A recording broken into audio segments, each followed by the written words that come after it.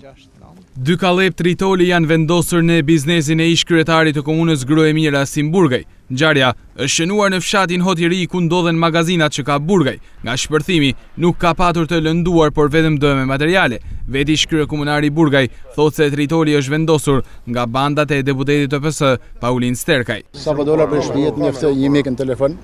Dhe më tha çfarë ka ndodhur në rresa juaj. Erdha këtu dhe s'e shih një vet. Absolutisht s'kam asnjë konflikt me askan, s'kam pas konflikte kurrë në jetën time, unë as familja jon. Kështu që këto janë gjeste të pastra politike. Këto është loja e bandave të pushtetit në ndirizimin e deputetit famshëm Paulin Sterkaj, i cili është vetëm fillimi, funin ka për të ditë ai njerëzit. Bandat e tij këta që merren me të dhe janë marrë fushat elektorale të Qelshorit.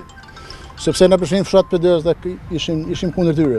Burgaj akuzon se të gjithë ata që punuan për ish kandidatin e PD për Bashkinë e Malësisë së Madhe, po ndëshkohen në mënyra të ndryshme. Po për jashtim të gjithë ata që kanë punuar kundër kandidatit të Partisë Socialiste, dikën kanë çuar në vukull mësues, diku i minosin, këto dikën hekun prej punët, një presion i papam.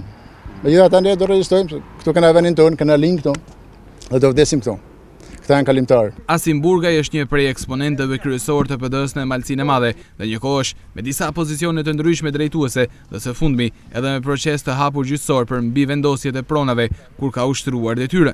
Policia vazhdon hetimet për të zbardhur ngjarjen dhe për të mundësuar kapjen e autorëve të vendosjes së tritolit.